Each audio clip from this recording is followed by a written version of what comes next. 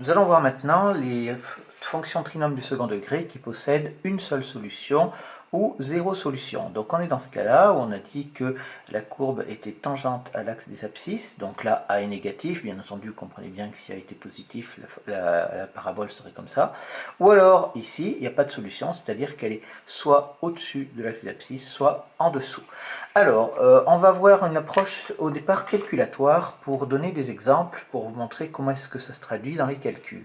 Si je prends cette fonction-là, par exemple, f de x égale 3x plus 1 au carré, eh bien, c'est une identité remarquable, ça nous fait donc 3x au carré, plus 2 fois 3x fois 1, plus 1 au carré, ce qui nous fait donc 9x, 3, 9x au carré. Ici, 2 fois 3, 6, ça nous fait plus 6x, plus 1. C'est donc bien un trinôme du second degré, ça, il n'y a pas de souci. Et maintenant, si on résout f de x est égal à 0, eh bien, ça va nous faire quoi? Ça va nous faire donc 3x plus 1 au carré est égal à 0. Alors, bien entendu, si vous résolvez ici, hein, c'est la même chose que si vous avez 3x plus 1 fois 3x plus 1, ça c'est 3x plus 1 au carré, qui est égal à 0. Et on a notre produit nul. Ça nous ferait donc ici 3x plus 1 égale à 0, ou alors 3x plus 1 est égal à 0. Je l'obtiendrai deux fois, ce qui me donnerait ici x égale moins 1 tiers, ici, ou x est égal à moins 1 tiers. Donc ici, on obtient deux fois la même chose. Donc on dit quoi? Eh bien, tout simplement, on obtient deux fois la même racine. Donc on dit qu'il y a une seule racine double.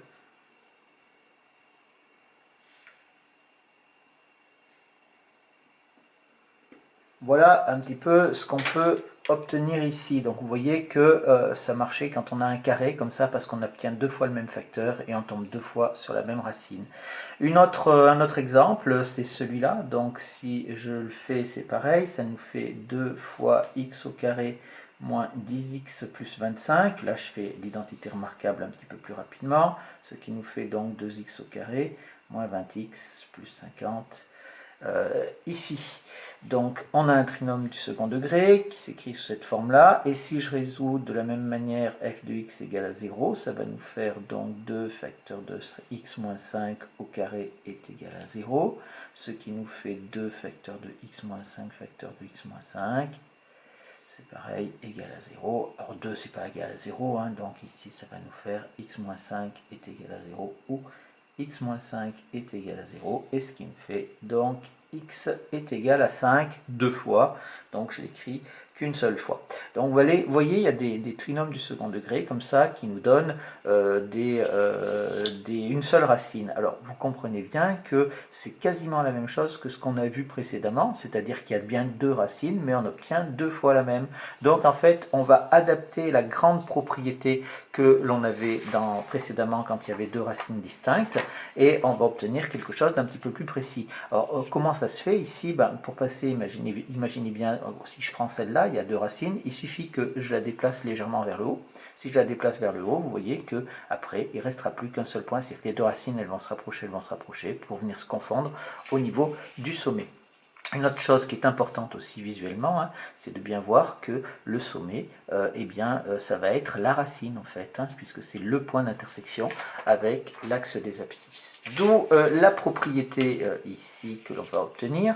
Donc je prends f qui est un trinôme du second degré qui ne possède qu'une unique racine x1. Donc on peut avoir si a est positif, ça va être comme ça, si a est négatif, ça va être comme ça. Donc on a dit que la parabole était tangente, ça c'est fait. Là, une chose qui est importante, c'est que x1, c'est aussi l'abscisse du sommet. C'est la racine, mais c'est le sommet. Donc le sommet, bien sûr, il a toujours, étant donné que la courbe est tangente à l'axe des abscisses, il a toujours pour ordonnée 0. Donc c'est pour ça que les coordonnées du sommet, ce sera x1, c'est-à-dire la racine double, est 0. L'axe de symétrie a donc pour équation toujours x égale xs, c'est-à-dire x égale x1, ça pose pas de problème. Et la factorisation, elle va se faire sous cette forme-là, puisque c'est a, facteur de x moins x1, facteur de x moins x1, puisqu'on va retrouver deux fois la même racine. D'accord? Et on dit que c'est une racine double. Donc voilà, il n'y a pas de souci là-dessus. Pour les variations, on retrouve toujours la même chose. La différence, c'est que là, on connaît l'ordonnée du sommet, on n'aura pas besoin de la calculer. Et pour le signe, donc il faut que je le termine ici. Vous avez 0 et 0. Alors si A est positif à cet endroit-là, et ici je vais prendre A négatif. Si A est positif, alors la parabole, elle va être orientée vers le haut. Donc on aurait quelque chose qui serait comme ceci. On est bien d'accord que la parabole serait toujours au-dessus de l'axe des abscisses, donc elle serait toujours positive. Donc on aurait plus ici et plus ici, elle resterait toujours positive. Elle vaudrait juste 0 pour x1. Même chose si A est négatif, alors à ce moment-là, c'est le cas sur ce dessin-là, la parabole, elle est en dessous de l'axe des abscisses, elle serait donc toujours négative ici. Alors on avait une phrase précédente, on va l'adapter, on va dire que le trinôme est toujours du signe de A. Puisque ici, je rappelle qu'on a A qui est positif ici et on obtient plus, A est négatif et on a négatif partout. Donc on va toujours dire que, on va dire que le trinôme est toujours du signe de A.